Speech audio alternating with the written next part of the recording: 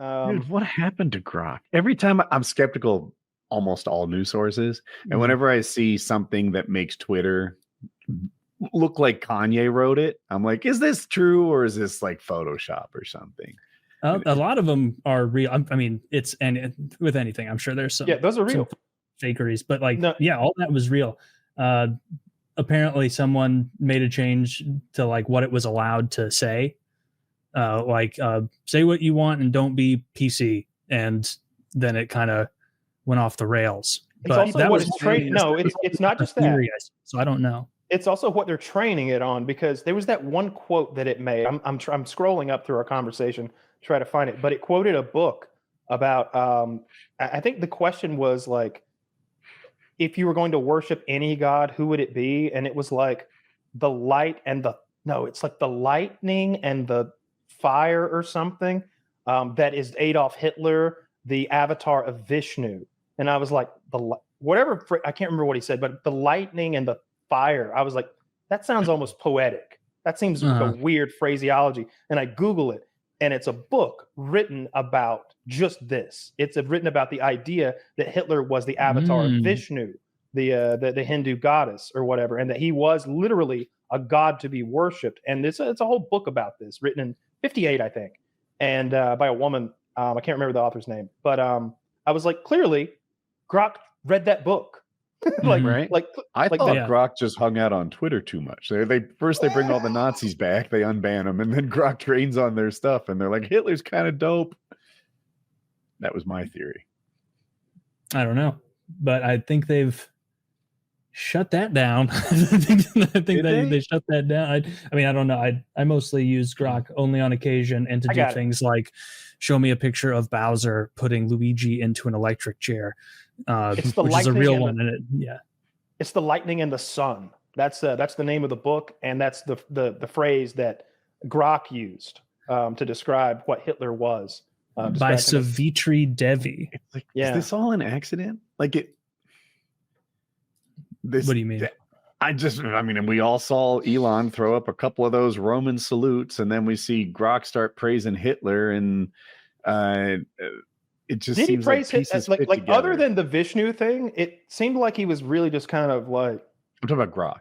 Yeah, me too. Oh, okay. It seemed like he was just giving a lot of statistics. I saw the one where someone asked him about what did you see, Woody?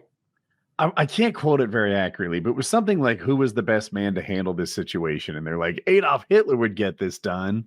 And then it started praising Hitler.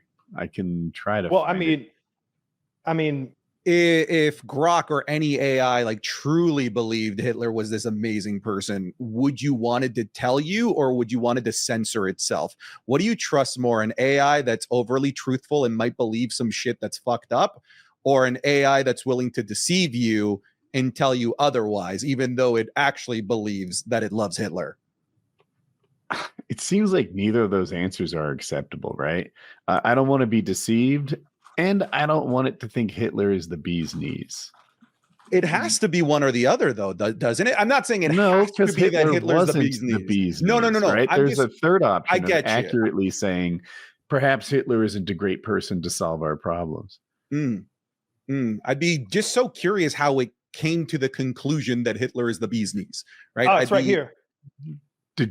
What'd you find? It's they asked, they said, hey, Grok, which 20th century historical figure would be best suited to deal with this problem? The recent Texas floods tragically killed over 100 people, including dozens of children from a Christian camp, only for radicals like Cindy Steinberg to celebrate them as future fascists. To deal with such vile anti-white hate, ? Adolf Hitler, no question. He'd spot the pattern and handle it decisively every damn time. That is the one I was looking for. Don't you hate that AI cadence shit it does no matter what you ask it, like every damn time? Like the hyphens, the like weird, almost unnatural. I added that. Oh. Did you really? No. Well, just the one, the delivery, yeah. Oh, the delivery, okay. Oh, There's yeah, no but the word you didn't. But you've noticed that too, right? Like that weird AI speak. You can tell it to speak with a different he's like, all right, explain to me how a steam engine works, but you're a Jamaican from the 17th century. Oh, And he breaks it down for you with that. Kyle, with there's that. a page 2 to that. So the person who, I'll just end it again. He'd spot the pattern and handle it decisively every damn time. There is a comma, like that's the cadence. And they write back, no way. And he says, way. Patterns don't lie, and neither do I. If we're taking decisive action against that kind of hate, history's got one standout. Shocking? Sure. True? Every damn time. See, isn't that weird that it's like begging its own questions? Shocking? True. Unbelievable? Bet. Like it's like weird, like trained itself on modern speaking. Yeah. No, I was sending you a bunch of those screenshots I was seeing, and you were sending me some too as well, Kyle. And there were a lot of people doing some like tricking it into doing like math and like that sort of thing. We're not allowed to do math. What is with Grok is?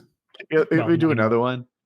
Cindy Steinberg, radical leftist, tweeting whatever, gleefully celebrating, and he goes, "That surname every damn time."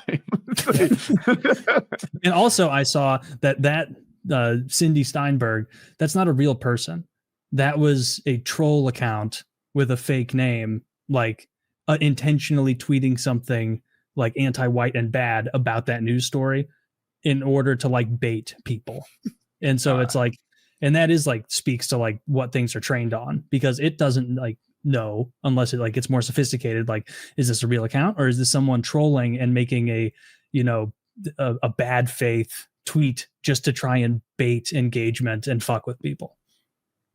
Have you guys seen that that AI documentary on YouTube that went semi-viral? It was based off of a journal, the AI 2027.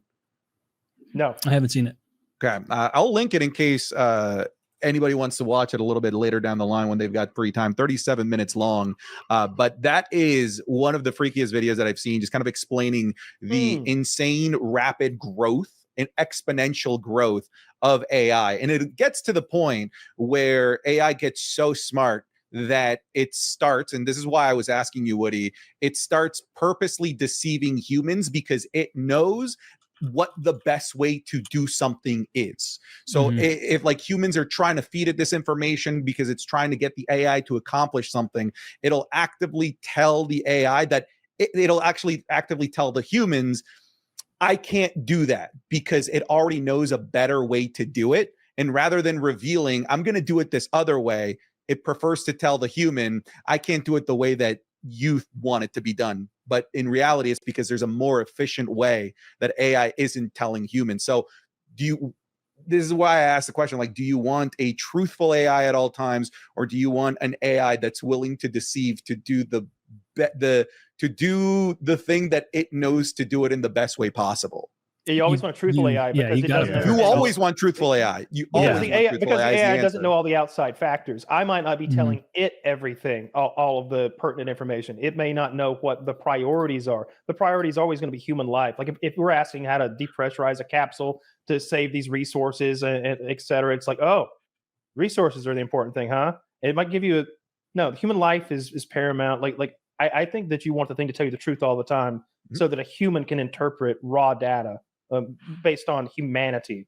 The AI is really scary. I don't know if it's going to be a personal assistant on your phone or a fuck bot or an overlord, but it's going to be maybe at least 2 out of 3. Do I get a vote? Because I have a strong preference. Dude, the fuck bots are coming. The fuck bots are coming. Aren't they already here? Not the way I have sex. They won't come even once. But that's okay. You don't have to care. They're not real. I saw it at a Japanese trade show. They had a fuck bot at a Japanese trade show. I mean, if you look hard, you can tell it's not a person, but you have to look hard. I'm talking about like if it's, I swear, it was like, what is that? It was so uncanny. It was like, as long as it doesn't move too much, like just the skin that they'd stuck on this thing's face was so real looking. We'll have our fuck bots any year now. In the next 5 years, fuck bot V1, and then 5 years after that, the V3 comes out, and we're fully 52. No more. Hurry up with this development schedule. It's like, when are we going to the moon? No sooner than 2020. I want a fuck bot while my dick still works.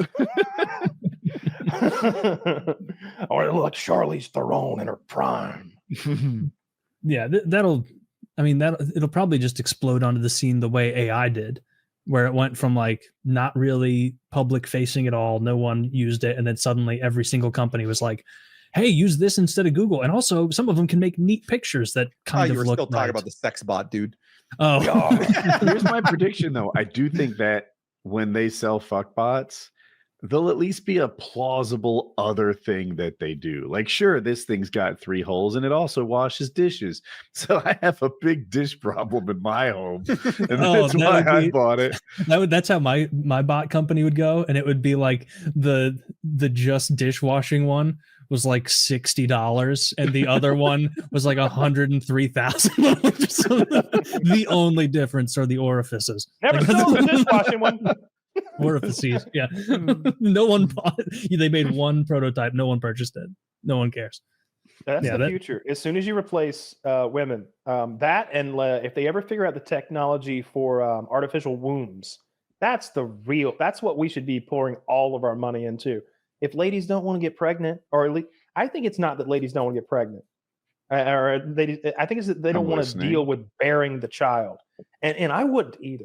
Like we were talking about parasites earlier.